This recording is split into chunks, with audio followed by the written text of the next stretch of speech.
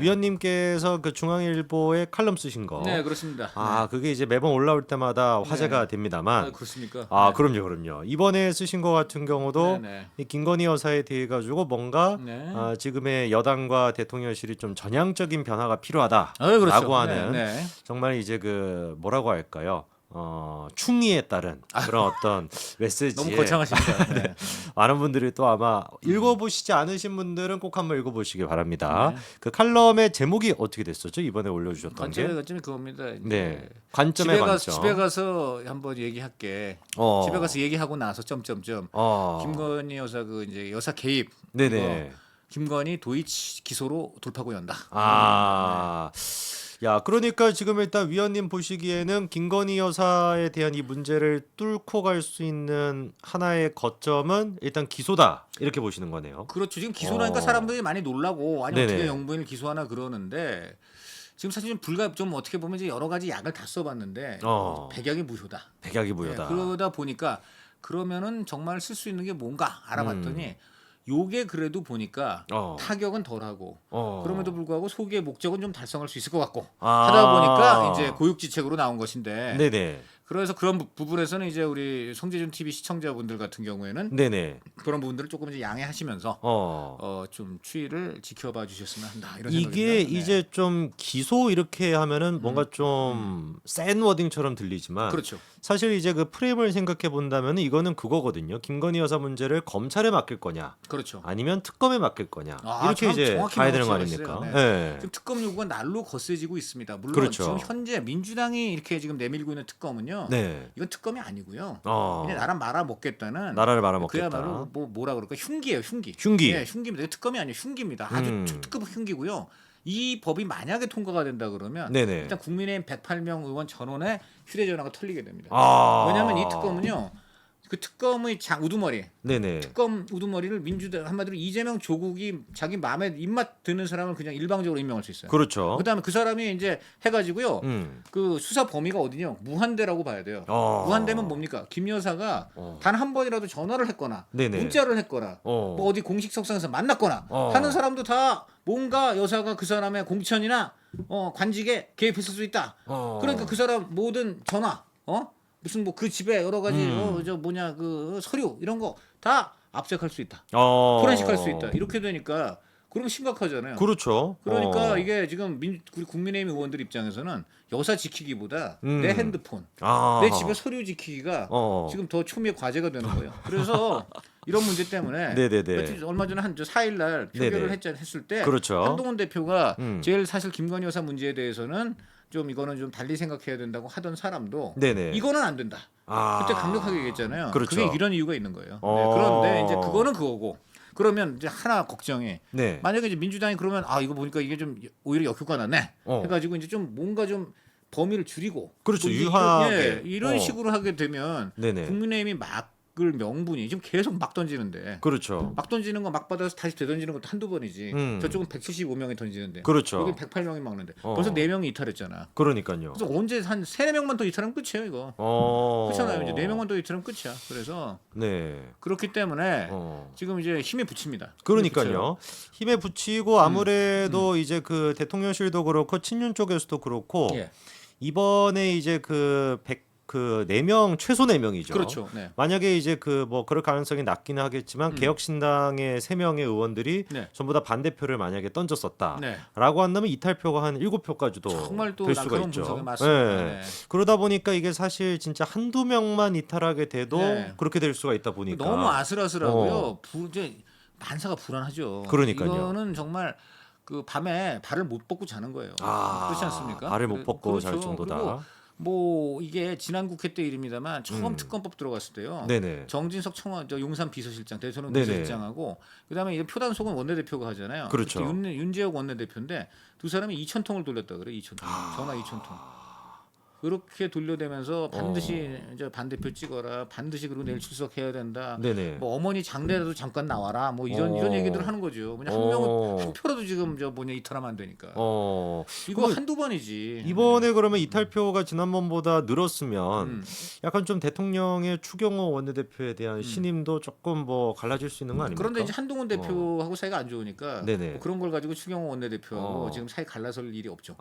그걸 신경 쓸 수 있는 모든 그런. 일은 상대적인 거니까. 상대적이니까. 그러니까. 위원님 보시기에 이번에 전격적으로 이제 또 독대가 예정이 됐는데. 그렇죠. 네. 그것도 그러면 보시기에 좀 이탈표가 4표, 최소 4표 나왔다. 이것도 좀 영향이 있다 보십니까? 그렇죠. 당연하죠. 지금 대통령 입장에서도 네네. 108표, 8표만 갖고 막는 건데 8표조차도 사실 4표로 줄었다는 거는 그렇죠. 그럼 다음엔 다시 그 중에 또 2표, 1표? 어떻게 되는 거? 이렇게 돼서 좀 대통령 입장에서 그런데 그것도 그거지만은 네네. 지금 대통령 입장에서 지금 명태균 나오죠, 뭐 김대남 나오죠, 뭐 이러니까 정신이 없고 또 하나는 민주당이 갑자기 특검법 막 던지다가 이제는 김건희 상설특검으로 지금 상설특검 이게 사실은 굉장히 컸다는 얘기가 있습니다. 이때 용산이 상당히 좀 쇼크가 있었다. 왜냐하면 상설특검은 대통령이 거부권을 쓸 수도 없어요. 그렇죠. 이거는 그냥 기존 법이 2014년도에 통과된 건데 그냥 기존 법 안에 있는 조치를 하는 것뿐이에요. 그러니까 이거는 그냥 민주당 의원 과반 제적의 과반 출석해서 출석의 과반이 그냥 통과시켜 버리면 그렇죠. 이거는 뭐 국민의힘이 나서서 뭐 어떻게 할 수도 없어요. 그러면 이게 통과가 만약에 된다. 그럼 어떻게 되느냐? 더군다나 지금 민주당은 이걸 통과시키기에 앞서서 그 안에 특검 후보 추천하는 요 규정도 바꿔버렸습니다. 그러니까요. 그때 지금까지는 이제 법무부 차관, 그다음에 이제 법원행정처장 그리고 대한변협회장 여기다가 이제 여야가 균등하게 두 명씩 그렇게 추천하는 거기 때문에 큰 틀에서 보면은 여당이 추천하는 사람이 될 수가 있어요. 여당이나 여당 계열, 그러니까 이제 법무부 차관이라든가 이런 분들은 아무래도 여당권이니까. 그런데 이거를 그 여당 의원 2명 추천권을 없애버린 거예요. 왜냐하면은 이거는 대통령 배우자가 문제가 있는데 대통령 배우자 관련하면 특검 상설특검이니까 그 여당은 이거에 대해서는 후보를 낼 수 없다. 이런 식으로 규칙을 바꿔버린 거예요. 아니 근데 그 무슨 논리죠? 그거는요. 지금 말 그대로 논리라고 들이댔는데 말도 안 되는 거죠. 말도 안 되는 이건 한마디로 소리죠. 그냥 가로 열고 이재명을 살리기 위해서 우리는 무슨 짓이건 하겠어라는 얘기밖에 안 되고 무조건 윤석열 끌어내리기 위해서 우리는 묻지마식으로 할 테니까 누구도 여기에 대해서 토를 달지 마라는 얘기밖에 안 되죠. 그렇죠. 왜 그러냐면 이 상설특검 법안 자체가 2014년에 만들어질 때 어떤 사건이 생겼는데 이게 도저히 기존 검찰로는 안 되겠다. 그 검찰이 어떤 정치적 편향성을 보이기 때문에 어쩔 수 없이 여야가 합의를 해서 공평하고 초당적으로 정치 눈치 안 보고 오로지 법과 증거에 따라서만 수사를 할 사람을 정하자는 의미잖아요. 근데 지금 뭡니까? 그러니까 여야가 균등하게 비율로 한 거예요. 그런데 그거를 무시하고 민주당과 조국당 여기 사람이 여기만 추천한 그 특검을 하겠다는 거는 이 법안의 취지가 초당적인 수사를 위한 것인데 초당이 아니잖아요. 그냥 당이죠. 그냥 이조당을 위한 이조당을 위한 그 수사를 하겠다는 특검이니까 그 자체로 형용 모순이 되는 거죠. 애당초 상설특검법에 그것도 맞지 않는. 그러니까 상설특검 이꼬로 초당이라는 뜻이에요. 그렇죠. 초당이라는 뜻인데 이거는 상설특검 이꼬로 이조 특검이니까 초당이 아니라 이조당 특검이니까. 이거는 마치 백조가 검은 백조도 가능하다라는 논리가 되는 것이죠. 근데 여기서 좀 질문 한 가지가 드는 게요. 상설특검 문제를 그럼 왜 진작에 민주당이 안 꺼냈을까요? 참 좋은 질문인데. 이런 거라고 봐야 되겠죠. 애초부터는 이제 힘으로 들이밀어가지고 대통령이 거부를 계속 해대는 안 좋은 모습. 이런 거를 유도하는 게 이제 원래 그 기본이죠. 이게 비토크라시의 기본인데 요 몇 번 던지다 보니까 변수가 생긴 거예요. 변수가 가장 큰 변수는 이재명 대표가 11월 14일 이재명 부부죠. 11월 14일 김혜경 선거법 법인카드 불법 사용 10만 4천 원 그거 선고. 다음 날 11월 15일 이재명 선거법 위반 거짓말한 거 선고 나오죠. 그다음에 11월 25일 이재명 위증교사 선고 나오죠. 자 이제 이렇게 되니까 민주당 내에 지금 소리 숨죽이고 있던 비명들이 들썩들썩하는 거예요. 비명들의 목소리가 이제 좀 나오네요. 드디어 우리를 내리누르고 있던 이재명 이제 11월 중순부터 가는구나. 차례차례로 이제 이 도덕성의 치명타를 입고 적어도 1심 차원에서는 유죄, 범죄자가 되는구나. 자 그럼 그때부터 우리가 흔든다. 그리고 흔들기 위해서는 어떻게 해야 되느냐? 지금 윤석열 때려잡는 건 그 다음이고. 그렇잖아요. 그러니까 선명 후윤이 되는 거지. 선명 후윤. 그렇잖아요. 지금 이재명의 목표는 뭐냐면 지금 빨리 윤석열 정권 붕괴시켜갖고 바로 그렇죠. 대선 국면 가자는 거예요. 그렇죠.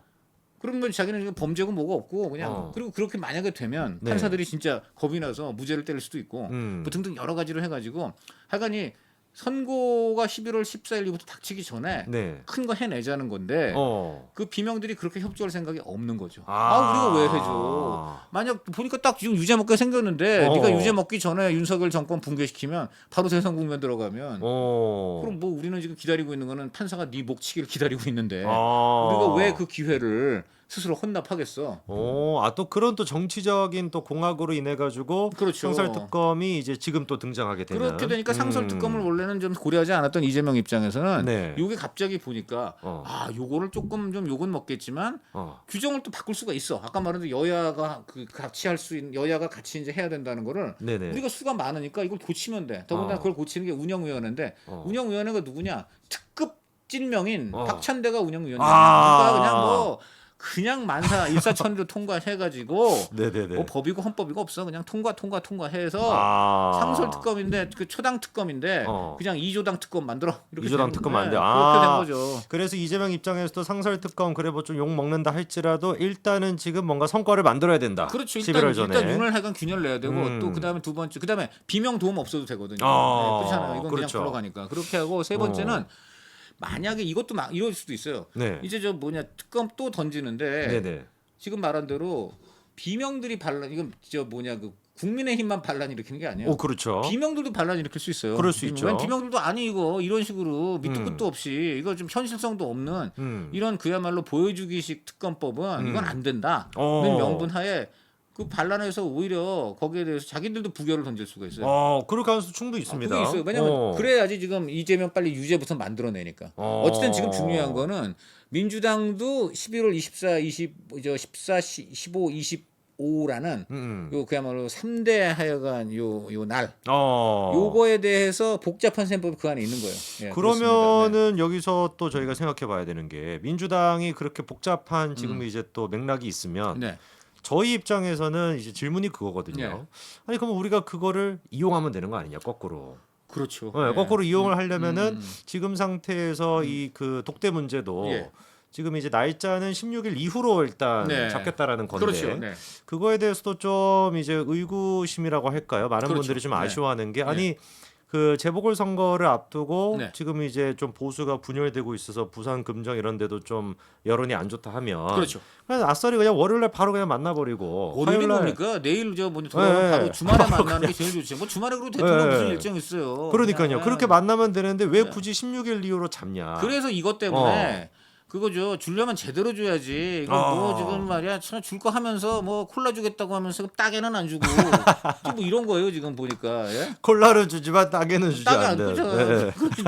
이게 병콜라인데 내가 옛날처럼 뭐 이빨로 우두둑할 수도 없고. 그렇죠. 깨 마실 수도 없고. 배고파 미치죠. 목마라 죽겠는데 이런 거예요. 그래서 지금 솔직히 그 한동훈 이 대표 주변 분들 밤에 만나 보면 그냥 울뚝불뚝합니다. 정말 열불 나십니까? 열불 내는 거예요. 그러니까 별별 이야기가 도는데 저는 뭐 그렇게까지 의심하고 싶지는 않습니다만 혹시 그러면 그냥 돌아가고 있는 여의도의 썰 같은 게 뭐가 있을까요? 그러니까 이제 대표적으로 안 좋게 보는 건 이런 거죠. 이제 독대를 안 하기는 지금 어려워졌는데 그렇다고 한동훈 대표 하지 않은 대로 하기도 싫고 하니까 결국은 재보선 뒤에 하면 뭐 재보선 이기면 재보선 이기는 대로 하는데 질 가능성도 있고 질 경우는 이거는 이제 대통령이 나는 열심히 했는데 당이 이렇게 못해가지고 결국은 한동훈 대표 책임 아니냐 이런 식으로 해가지고 독대는 그냥 하나마나한 맹탕으로 만들고 한동훈한테 책임을 뒤집어 씌운다. 그렇죠. 그렇게 해서 이제 한동훈 대표가 물러나게끔 하는 이게 그래서 좀 뭐 또 전에 한번 들으셨는지 모르겠지만 김옥균 다시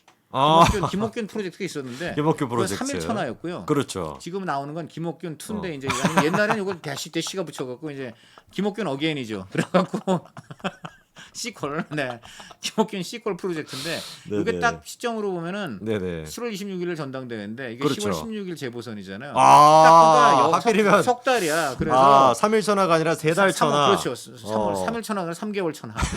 이렇게 지금 한다는 건데 이 웃을 일이 아닌데 진짜로 그럴 가능성도 있어 보여요. 그러나 이제 이거의 가장 큰 허점은 그럼 반대로 윤석열 대통령 쪽에 그만큼 병력이 있느냐. 제가 여쭤보고 싶었던 것도 그건데 바로 그거예요. 한동훈계가 지난 주말에 이제 그 모였을 때 23명이 모였다는 겁니다. 근데 23명이 다 꼭 한동훈 대표 그 완전히 찐 한도 아니고 그렇죠. 거기는 김재섭 의원 같은 사람은 김재섭 또 있죠. 그분은 이제 비윤이기 때문에 초대 받았지만 그 김 의원만 해도 내가 너무 찐 한으로 찍히는 것도 싫다. 이런 사람도 꽤 있어요 지금. 저도 재섭이 형 친하거든요. 아 역시 나도 친해요. 우리 따로 만나요. 나중에 여기 한번 저기 출연시켜갖고 여기 사이에 해가지고. 한번 진짜 한번 제가 모시겠습니다. 그래. 재섭이 형이랑 매일 이제 그 인스타는 주고받는데. 우리 저 성재준 우리 저 진행자의 이 또 탁월한 정치감과 인맥을 또 오늘 제가 피부로 느끼는데 그저께 인터뷰했어요 제가. 네. 그러십니까? 저도 친해요. 네. 근데 이제 제가 좀 여쭤보고 싶었던 게 친한계로 어쨌거나 그때 모였던 사람이 한 20명 남짓이 그렇죠. 된다는 건데 저는 좀 개인적으로 놀랐습니다. 왜냐면은 지난번에 한동훈 대표가 전당대회 때 공식적으로 이제 이름 올린 사람은 한 16명 정도인데 이게 이제 20명 이상 그 조경태 의원도 갔더라고요. 그 나경원 캠프에 또 있으셨던 분인데 그러다 보니까 약간 제가 생각했던 것보다 한동훈계가 그래도 세력이 좀 크다. 일단 이런 판단화가 있었고요. 둘째는 그러면은 지금 이제 국민의힘 의원 108명 가운데 23명을 뺀 나머지 사람들이 과연 친윤일까? 아니 그 친윤은 아니죠. 핵심 친윤은 그렇게 많지 않고요. 그다음에 이제 오히려 그렇게 많지 않습니까? 아니 예를 들면 이철규 의원이라든가 뭐 이런 분들이죠. 또 그다음에 이제 예를 들어 그 누굽니까 우리 그 인천에 윤상현. 근데 윤상현 의원은요 사실은 또 이 밤에 전화 걸면은 또 말씀이 좀 달라지시더라고요. 무슨 얘기냐면 저도 윤상현 의원 친하거든요. 저도 지금 뭐 이렇게 뭐 아는 사람만 다 친해. 윤상현 의원의 근데 한 가지 장점이 뭐냐면 수도권의 중진이고 전략가이기 때문에 이 정부가 이렇게 가면 안 된다. 용산에 지금 굉장히 헛발질하고 있다. 그 중도 민심을 너무 모른다. 이거는 정확히 판단하고 있어요. 그렇죠. 그래서 아주 그게 정확한 판단인데 근데 이분이 또 이제 이 대통령과 거리는 굉장히 가깝게 하고 싶은 또 욕심이 좀 있으시다 보니까 이렇게 밤에 하시는 말씀하고 낮에 이렇게 한 대표 가끔 까는데 이제 이게 약간 미스매치가 있어요. 그런데 윤상현 의원의 분명한 장점은 수도권에서 드물게 다선을 하신 분이기 때문에 쉽지 않은 일입니다. 그 중도 민심을 많이 잘 파악하고 있고 그래서 이분이 순기능한 기능이 있어요. 무슨 기능이냐면 대통령하고 이제 친하니까 대통령한테 좀 허물 없이 그 지금 용산의 문제점을 얘기할 수도 있는 좀 이런 것은 좀 있습니다. 그러면 바로 또 전화 끊지 않으실까요? 그러니까 윤상현 의원의 장점이 뭐냐면 전화는 안 끊는데 그 직전까지 얘기하게 만드는 이제 그런 거죠. 그런 거 배우셔야 돼요. 그런 거 배우셔야 돼요. 지난번에 이제 또 위원님께서 쓰신 칼럼 중에 굉장히 또 화제가 됐던 칼럼이 이 대통령께 이제 그 충원을 하는 사람들, 그렇죠. 특히나 이제 그 김건희 여사와 관련된 문제를 전화로 이제 했었을 때 도중에 이제 전화를 끊는 경우도 있다라고 하는 거를 또 칼럼에다가 직접 써주셨는데 그거는 정말 사실이 맞습니까? 뭐 그 이후에 뭐 거기에 대해서 항의가 있다든지 그런 일이 없고요. 잘 썼다는 얘기를 많이 들었고 사실은 그거는 그 칼럼에서 좀 약하게 썼고요. 오늘 제가 사실 관점에도 했는데 이런 겁니다. 어떤 뭐 정치인이 대통령하고 통화를 하는데 뒤에서 여사 목소리 들리는 거예요. 그거 그렇게 얘기하라고 했잖아. 진짜요? 그런 게 있고 그다음에 예를 들어 그리고 내가 우리 저 성재준 진행자하고 내가 내일 5시에 우리 보기로 합시다. 하는데 갑자기 저 뒤에서 또 목소리가 들리고 그래 알았어. 우리 성진은 미안한데 내가 내일 5시는 또 이게 보니까 좀 뭐가 있어요. 그래서 그 다음 날로 만납시다. 뒤에서 뭐가 막 그래서 뭔지는 모르지만 아니요. 제가 이제 여자 목소리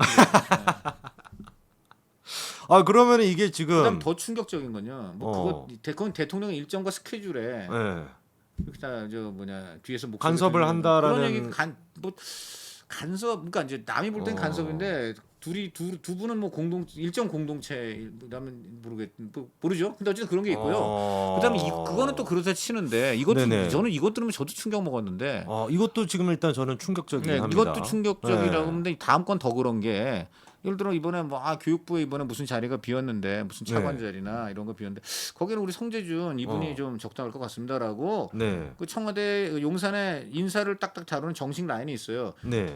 그 대통령 비서실장이 인사위원회 위원장이에요. 그럼 이제 여러 가지 공식 루트를 통해서 이제 교육부 차관에 누가 좋겠다. 지적이고 또 젊은이들 인기 많은 성재준 이런 사람을 파격적으로 기용해 보자. 해가지고 예를 들어 다 모았단 말이에요. 네네. 그럼 이제 그 비서실장, 네. 인사수석, 또 검증을 했던 뭐 시민사회수석, 정무수석 이런 사람들 모여가지고 저희가 좀 여기 알아보니까 성재준 차관감입니다. 그럼 대통령이 내가 그러면 집에 가서 좀 얘기 좀 해보고 내일 얘기해 줘. 사실 이런 얘기를 예. 집에 가서 얘기를 하시면 혼잣말은 아닐 테고요. 아니 집에는 대통령께서 지금 아버님은 돌아가셨고요. 그렇죠. 어머님은 지금 좀 안타까운데 지금 이제 좀 누워 계신 자리에 그렇습니까? 좀 안타깝습니다. 대통령 그거 보면은 참 가정적으로는 외로워요. 친가 쪽은. 그러네요. 그러다 보니까 집에 가면 만나는 분은 김건희 여사 한 명밖에 없을 텐데. 한 명의 사람과 다수의 반려견. 맞죠? 네. 근데 그럼 뭐 그 개들하고 상의할 수는 없잖아요. 그렇죠. 뭐 개랑은 이제 반려견이지만 저희가 이제 그 감정적인 소통을 할 수 있어도 그 인사는 논의할 수는 없죠. 국가의 이제 그 중차대한 사항을 이제 논의할 수는 없으니까. 그러면 이제 지금 말씀 들어봤을 때 어떤 그 약간의 어떤 그 일정 조율 그리고 인사와 관련된 거. 근데 이것도 일정 조율은 또 모르고 그렇다 치더라도 인사는 그러면 그게 저는 사실이 아니기를 비는데요. 네네. 이런 얘기도 흘러나옵니다. 근데 이거는 아니에요. 이건 아니죠. 아니라는 게 이러면 안 된다는 말씀이시죠. 왜냐면 그건 대통령과 그렇죠. 공식 그 비서 라인, 인사 라인에서 하는 것이죠. 그렇죠. 만약 그게 아무 문제가 안 된다면 이렇게 되는 거예요. 그게 대통령을 만약 그냥 회사 사장이라고 보면 내가 출세하고 싶다 그러면 어떻게 됩니까? 사모님 찾아가면 돼요. 그렇죠. 사모님한테 내가 뭐 명품백을 들고 찾아가든 아니면 내가 가서 감언이설로 막 사모님 좋아하는 얘기거리 잔뜩 준비해 가서 사모님 홀려가지고 그리고 사모님이 그래 홍길동 마음에 들었어. 그다음 날 남편이 이번엔 전무를 누가 뽑아야 되나 하는데 이번에 나는 사장은 이제 여기 들어보니까 임꺽정이라는 사람을 해야 되겠다. 성재준을 해야 되겠다. 근데 부인이 안 돼. 홍길동이 좋아. 그게 그런 식으로 먹힌다면 어떻게 되겠습니까 회사가? 그렇죠. 그러면 진짜 심각한 일들인데. 만약 그 사실은 좀 심각하죠. 그래서 이런 얘기가 지금 계속 공공연하게 나오고 있다는 말씀이시죠. 더 강한 센 얘기들이 있습니다. 근데 제가 이제 더 있는데 그 사실 확인을 좀 더 해봐야 되는 거니까 제가 이거보다 더 세다고요? 이거보다 더 뭐 하겠습니다. 네. 그리고 이제 그때도 제가 말씀드렸지만 지금 대통령 비서실장이 그 용산에서는 대통령 비서실장이 모든 것에 최종 주관자예요. 그 위에 대통령이 있는데 대통령을 그 대통령실이라는 거는 이게 뭐 거창하게 들리지만 사실 그게 아니고 그냥 어느 회사로 치면 비서들 모여 있는 거예요. 그리고 이제 전무, 상무, 그다음 각종 국장, 부장들은 이거 공식 이제 업무 라인이고 이 회사 사장의 그 밑에 이제 사장 수발드는 사람들이에요. 그 비서라는 게 그런 거예요. 그 용산도 그런 거예요. 근데 그 비서들의 총괄이 비서실장이죠. 그러니까 모든 건 비서실장이 최종적으로 총괄 주재를 해야 돼요. 그렇죠. 근데 지금 나오는 얘기는 이 사람은 그냥 얼굴 마담이고 정진석 비서실장은 진짜 비서실장은 따로 있다는 거예요. 왕명 출납을 막 옛날 무슨 무슨 차관원 무슨 어사대 뭐 이런 거 있잖아요. 왕명의 출납을 맡는 도승지 뭐 이런 거. 이게 지금 비서실장 도승지거든요. 옛날에 치면. 근데 진짜 도승지는 따로 있다. 야, 지금 말씀하신 거 들어보면은 그러면 약간 좀 그 명태균이가 이렇게 허풍 떨듯이 얘기했던 내용들, 김대남이가 좀 허풍 떨듯이 얘기한 것들도 다 허풍이라고 보기엔 좀 아닐 수도 있네요. 그게 뭐 말한 대로 그 사람들의 신뢰도는 굉장히 낮은 사람들입니다. 그건 맞는데 어쨌든 그 사람들이 뭐 완전히 빵 프로 거짓말을 하기는 좀 어렵죠. 뭔가 그래도 연기가 나니까 저기 불이 엄청 났다라고 이제 얘기를 하는 것인데 큰 불까지는 아니더라도 적어도 연기나 불씨가 있으니까 그런 소리를 하는 것이지. 그렇죠. 그런 거 아니겠습니까? 그러면 이번에 명태균이가 또 얘기했다고 하는 그 저기 십상시 문제. 명태균이 아니라 김대남 얘기죠, 그렇죠. 김대남이 기자한테 얘기했다고 하는 십상시 문제. 그러면은 그 얘기가 뭐 젊은 40대 황조, 김강이라고 4명이죠. 그중에 2명은 지금 현역 의원이 됐고 되게 다 TK 지역에 있습니다. 아마 뭐 거기 황조 김강인데 네네. 그 조가 혹시 그 조인가요? 그 조. 네, 어느 조인지 모르지만 하여간 그 두 분은 현역이니까 조국의 조 아닙니다, 여러분. 조국 조 아니죠. 만약에 조국이 거기서 그리고 이제 나이가 맞지 않아요. 40대 그렇죠, 앙팡테러고 그렇죠. 그러니까 네. 무서운 아이들. 네. 근데 그 조 그분이 네. 좀 의아했었거든요. 네. 왜 갑자기 저렇게 변했을까 사람이. 왜 뭐 어떻게 변했는데요? 옛날에는 그래도 좀 상식적인 그런 모습이라고 저는 생각을 했었는데 네. 갑자기 좀 이번에 총선 끝나고 나서부터 좀 발언들이나 이런 걸 보면은 그렇군요. 네. 대표적으로 좀 약간 충격을 받은 발언이 어떤 게 있습니까? 근데 발언을 얘기해 버리면 네. 또 그렇군요. 네. 알겠습니다. 누구라고 좀 되니까 우리가 너무 뭐 다 알면서 그냥 계속 어. 그냥 그 약간 뭐랄까. 근데 이제 신문들이 이렇게 익명으로 하는 또 이유가 있나요? 이유는 왜 우선 그 메신저가 네네. 좀 약간 그 신뢰도가 없잖아요. 아. 그렇죠. 메신저가 신뢰도가 없고 그 다음에 이제 신문 입장에서 그 신뢰도가 없는 사람 말을 그대로 액면 다 받아주자니 이게 좀 여러 가지 좀 우려가 되는 부분이 있는 겁니다. 그럴 수 있죠. 그렇죠. 네. 그렇죠. 만약 네. 성재준 진행자가 얘기했다면 저희가 그냥 실명 써겠죠. 그러면은 그 십상시라고 하는 사람들이 젊은 사람들이 중심이 돼서 네. 뭐 50대 이상 60대는 그냥 얼굴 마담에 불과하다. 그러니까 이 얘기는 그 나이의 문제가 아니고 나이가 많더라도 직급이 낮으면 문제가 없어요. 그 3, 40대 친구들이 예를 들어 일정한 직급 이상이고 네. 어떤 정책 결정권이 있고 근데 나이가 더 많은 사람들이 그 사람들보다 직급이 낮으면 네네. 이 사람들 건너뛰는 건 당연한 거죠. 그러니까 나이의 문제가 아니고 결국은 이 사람들보다 실제 직급이 높아서 네네. 지휘 라인으로 보면 이 사람들이 아니라 그 사람들이 움직여야 되는데 실제로 움직이는 절차적으로 이 봤을 사람들이라는 때. 거죠. 그러니까 쉽게 말하면 저 장군이 움직여야 되는데 소령 중령이 움직이면 그거는 군대 조직이 아니죠. 그렇죠. 장군은 그리고 뭐가 돌아가는지도 몰라. 그렇죠. 그러면 안 되는 거 아니에요. 그런 거예요. 그러니까 지금 포인트는 뭐냐면 주로 이 거론된 4명은 윤석열 대통령이 대선 후보 시절에 네네. 그 캠프에서 같이 이렇게 일을 하고 고락을 같이 했거나 아니면 적어도 인수위 또는 취임 직후에 그때부터 대통령실하고 인연을 맺었던 사람들입니다. 그래서 그런 사람들이고요. 되게 어디 라인이냐면 시민사회 수석 라인이에요. 그 시민사회 쪽에 지금 많이 몰려 있는데 네네. 이 친구들이 뭐냐면 영어로 치면 영거 십상시고요. 영거시. 약간 올더 십상시가 있어요. 이제 올더 십상시는 이분은 이제 워낙 잠깐 조정은 아닙니다, 여러분. 조정은 아닙니다. 조정은 네네. 이제 여기서 십상시라는 거는 네네. 어디까지나 대통령실 안에 근무하는 비서관이나 행정관을 얘기하는 건데 네네. 원래는 이제 원래부터 유명한 분들이 있어요. 뭐 의전이니 뭐 이런 쪽으로 해가지고 이씨, 네. 그다음에 강씨, 또 그다음에 또 다른 김씨, 뭐 되게 비서관급, 네네. 행정관도 있고 그다음에 최근에 또 음주운전으로 무리를 빚었다는 강씨, 뭐 이런 분들인데 그 강씨 그분은 저도 좀 아는 분인데 옛날에 되게 좀 이게 네. 많이 좀 술도 마시고 친했던 네, 분인데 네. 근데 그분이 이제 제가 그냥 듣기로는 네. 혹시 그때 네. 술 같이 드신 다음에 네. 혹시 이 차를 타고 가려는데 어. 안 말려서 잘못하면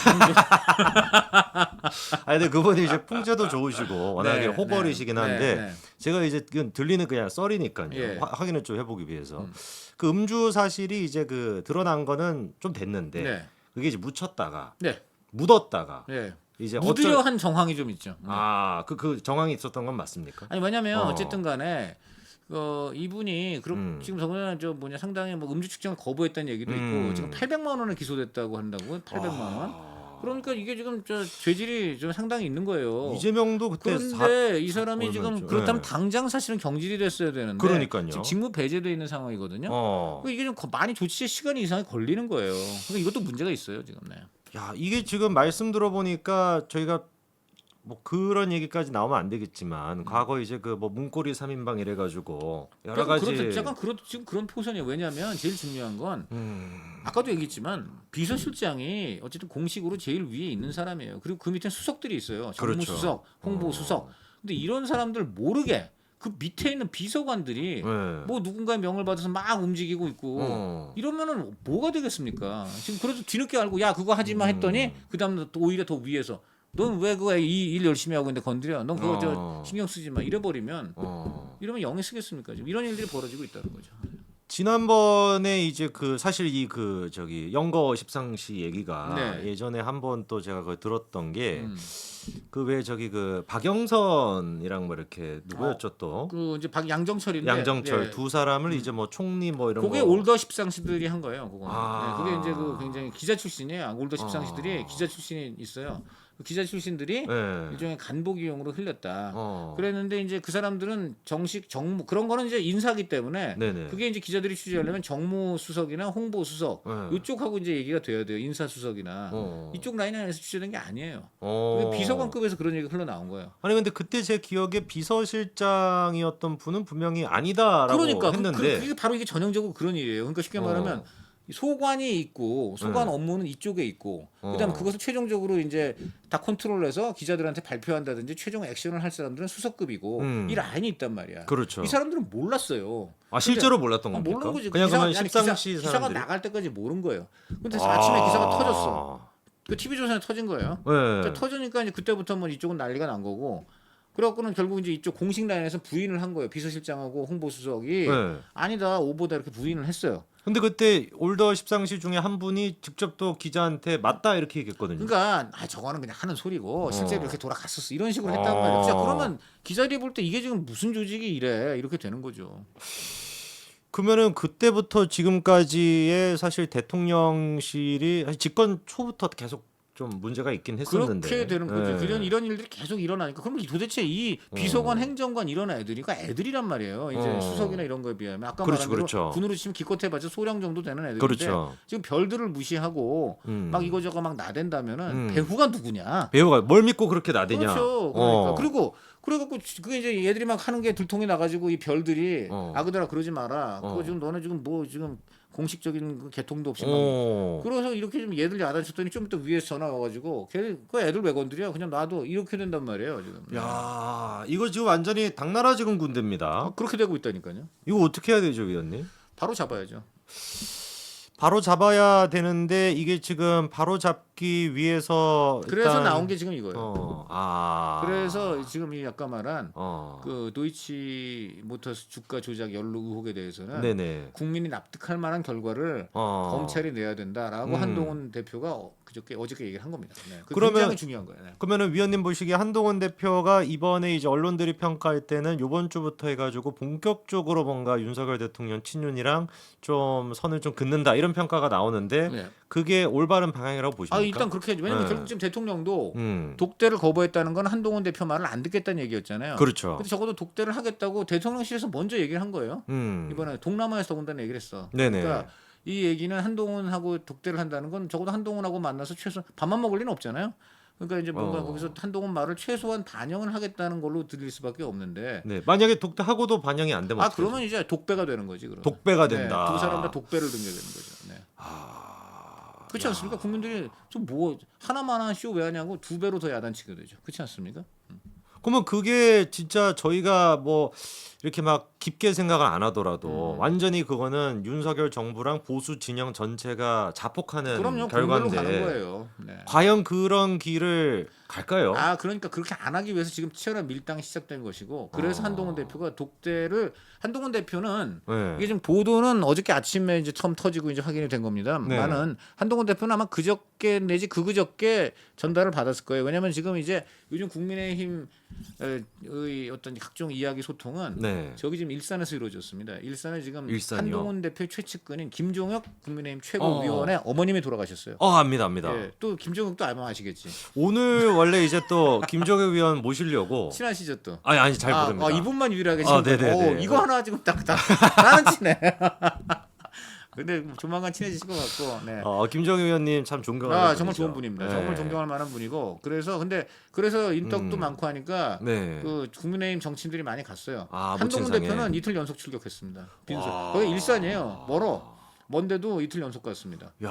일산까지 사실 가는 거 쉽지 않은데. 제가 그때 좀 차를 몰기가 어려운 상황이어서 대리운전했는데 가는데 45,000원.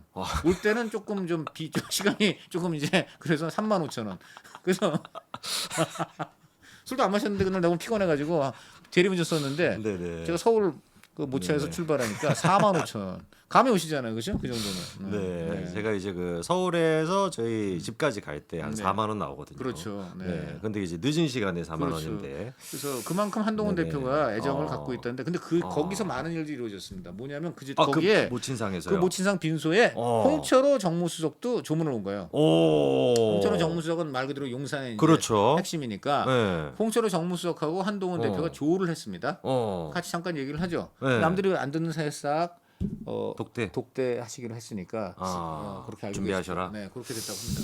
지난번에도 홍철호 수석한테 슬쩍 이제 한동훈 대표가 독대 요청했다가 바로 언론 보도 나왔었는데 그렇게 됐는데 이제 네. 그때는 홍철호 수석이 뭐 홍철호 수석 차원에서 될 일이 아니었고요. 그렇죠. 이번에는 결국은 이제 윤 대통령이 그래 뭐 하자, 그 전달해라 이렇게 된 거라고 봐야죠. 네. 야, 그러면은 일단 정리해 보면은 지금 시점에 한동훈 대표가 사실 언론들이 주목했던 거는 김건희 여사에 대해서 국민 눈높이 수준이 지금까지는 제일 센 발언이었는데 그 이후에 이제 그 좀 자제해야 된다라는 말에 동의하는 듯한. 그게 굉장히 큰 거예요. 네. 그건 제가 직접 그 한동훈 대표 그 국민의힘 대변인에서 확인했는데 네. 이제는 좀 작심하고 얘기할 상황이어서 그렇게 말씀을 드린 겁니다라고 저한테 설명을 하더라고요. 그리고 두 개가 있어요. 그때 이미 한동훈 대표는 대강 독대 언지를 받은 거예요. 내부대. 그렇죠. 그게 중요한 거죠. 그저께하고 어저께 터뜨렸으니까. 그러면 독대가 이루어진다라는 네. 걸 알고 있는 상태에서 김건희 여사에 대해서 좀 세게 왜 발언했다. 그러냐면 독대할 때 적어도 이 정도까지는 내가 들어가겠다는 걸 알리는 거지. 시입을 미리 확보하는 거. 난 이 정도. 그리고 이건 무슨 얘기냐. 자, 내가 이 정도를 깠는데 여기서 또 기분 나빠고 독대 안 하겠다 그러면 난 독대할 생각 없다지. 그렇지. 그렇잖아요. 난 이것까지는 기본으로 합니다, 대통령님. 요 정도 선까지는 간다. 이거는 무조건 받으셔야지 되는 거지. 이걸 갖고서 여기서부터 안 된다 그러면 나 그 독대 뭐하러 해. 그러면 정리해 보면은 독대에서 어떤 요청이 있을지 지금 위원님 말씀 생각해 보면은 좀 정리가 되는 게 최근에 이제 한동훈 대표가 김건희 여사에 대해서 했던 그 발언의 수위, 그 수위가 사실상 독대에서 요청이 된다. 그렇죠. 그러면은 그건 기본으로 디폴트지. 그러면은 검찰이 기소해야 된다라는 식의 의견도 있었고요. 사실상 그 부분이요. 네. 그게 굉장히 중요한데 검찰이 그건 독립적으로 결정할 문제입니다. 그거는 여당 대표건 대통령이건 야당 대표건 그렇죠. 검찰 보고 너 이 사람 기소해 아니면 이 사람 기소하지 마 이건 안 돼요. 맞죠? 그래 맞는데 그러니까 한동훈 대표가 납득할 만한 결과 그런 이제 중의적인 표현을 쓴 것이고요. 그 얘기는 뭐냐면 일단은 수사심의위에 회부해라. 수사심의위에 회부해라. 네, 그거가 되고 수사심의위에서 그야말로 거기서 국민 눈높이의 그 수사심의 의원들이 이거는 기소해야 되겠다 하면 기소해라 이런 얘기죠. 이제 그런 얘기고요. 그래 또 하나의 포석은 뭐였냐면 두 가지가 있었습니다. 이제 검찰에 그렇게 대통령한테 그렇게 알린 거고 검찰이 근데 그 당시에 오늘 내일 도이치모터스 주가 조작 연루 의혹에 대해서 여사를 불기소 처분 결정을 발표할 가능성이 있었어요.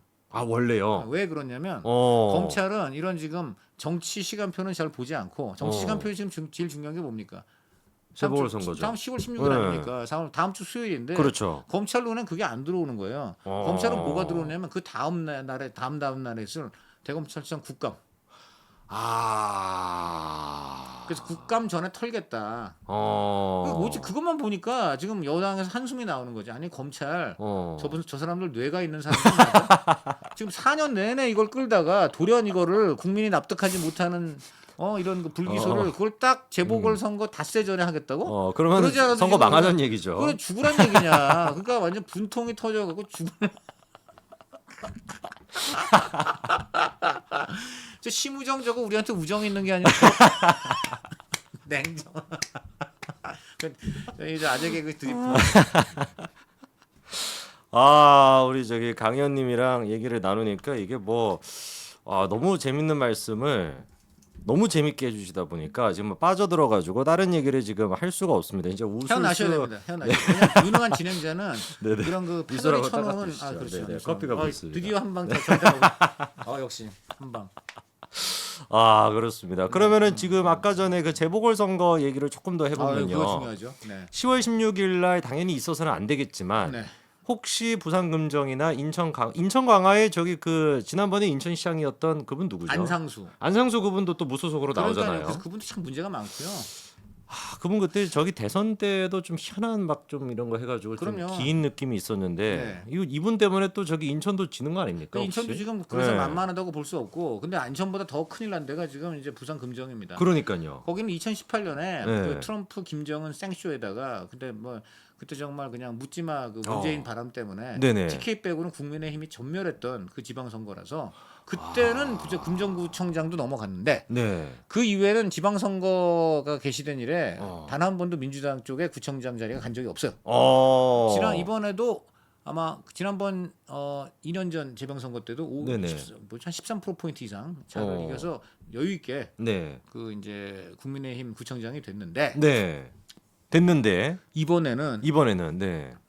이게 제가 관점을 썼습니다만 네. 그 한동훈 대표가 그 김종혁 의원 빈소에 와가지고 네네. 그 옆 사람들하고 얘기를 하는데 네. 그렇게 얘기한 거예요. 내가 어저께 오늘 인천 강화도 가보고 부산 금정도 갔는데 강화에 갔더니 주민들께서 손 잡아주는데 아주 세게 잡아주는데 악수를. 근데 부산 금정에 갔더니 내가 먼저 손을 내밀어야 되고 잡았더니 그냥 헐렁헐렁. 이 악수의 이 악력만큼 네. 지금 표심을 정확히 보여주는 게 없어요. 그렇죠. 야, 그게 한동훈 대표 얘기입니까? 진짜 워딩이에요. 야, 그러면 이거 지금 한동훈 대표가 직접 느끼기에도 부산의 상황이 심각하다는 얘기네요. 심각하죠. 그리고 이거는 부산이 지면은 이거는 뭐 민주당으로 치면 뭐 전북 어디쯤 진 것쯤. 그렇죠. 뭐 호남 내준 꼴이죠, 거의. 그렇게 되는 거예요. 그래서 지금 실제 여론조사도 오차범위 내라고 하는데. 나는 이겼어. 오차범위 내서 이겼어요 지금 민주당 후보가. 민주당 단일후보가. 더군다나 이게 심상치 않은 게 이재명하고 조국이 사실 주도권 다툼을 하잖아요. 네. 야권에. 그런데 부산은 조국은 자기가 텃밭이라고 생각할 거 아닙니까? 부산 출신 아닙니까? 그렇죠. 그래서 부산은 자기가 그 자기네 당이 단일화하고 그 인천 강화를 민주당 쪽으로 단일화하자 서로 엿바꿔 먹자 뭐 이런 식으로 좀 드립을 했는데 지금 최근에 선뜻 민주당으로 단일화를 해줬어요. 그렇죠. 왜 그러냐면 어차피 금정은 어려워요.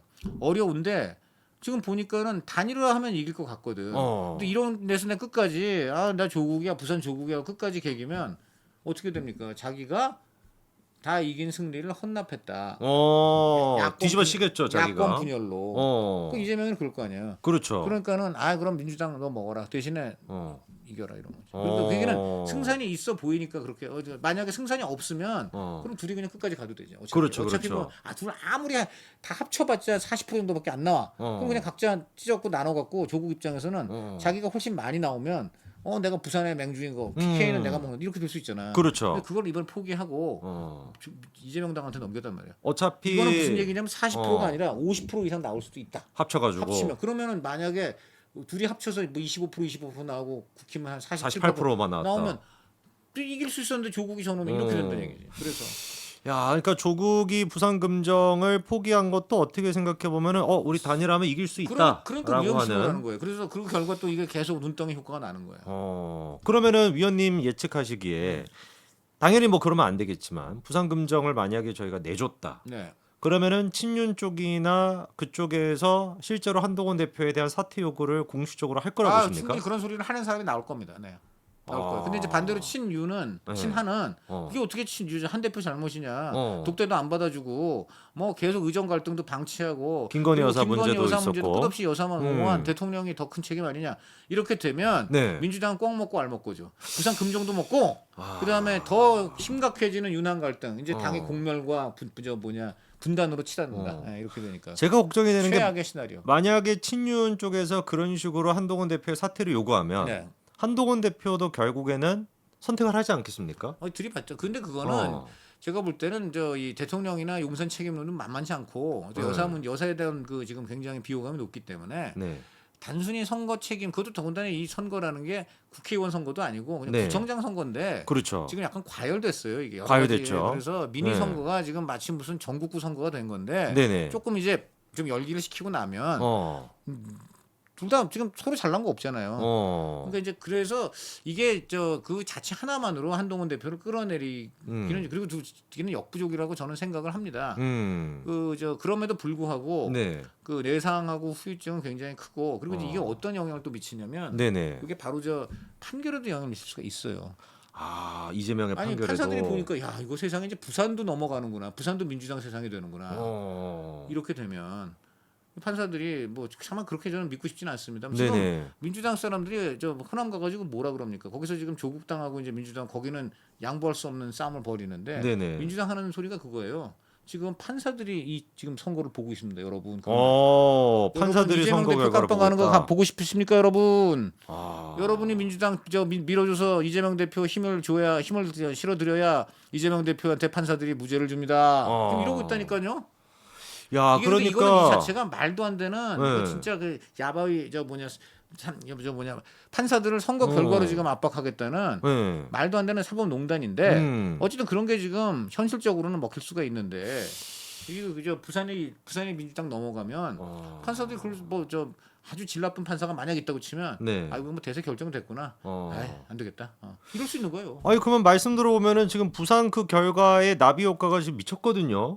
그러니까 모든 것들을 다 지금 집어삼을 만큼 크면 그러니까 금정적에 간단한 문제가 아니에요. 그럼 더더욱 지금 좀 빨리 친윤들이나 대통령께서도 이거를 좀 더 결단을 내려가지고 아까 얘기하신 것처럼 콜라 지금 병따개 같이 줘야 되는 거 아닙니까? 정확한 얘기입니다. 예. 이거 어떻게 해야 됩니까 지금? 잘못하면 이제 콜라 병 서로 깨고 병 깨고 이거 뭐 난장판 되는 거지. 아니 지금 벌써부터 병 깨신 분들이 나오는 게 친윤 쪽에서 이런 얘기가 또 나옵니다. 한동훈 대표가 이번에 김건희 여사에 대해 가지고 이제 검찰 수사도 국민 눈높이에 맞아야 된다. 그리고 이제 좀 뭔가 자제해야 된다라는 그렇죠. 그거에 동의한다라는 얘기를 하니 친윤의 반응이 이거예요. 김건희 여사에 대한 한동훈 대표가 인민 재판을 하고 있다. 짓밟아 꽃길로 삼을 건가 이런 얘기도 있고요.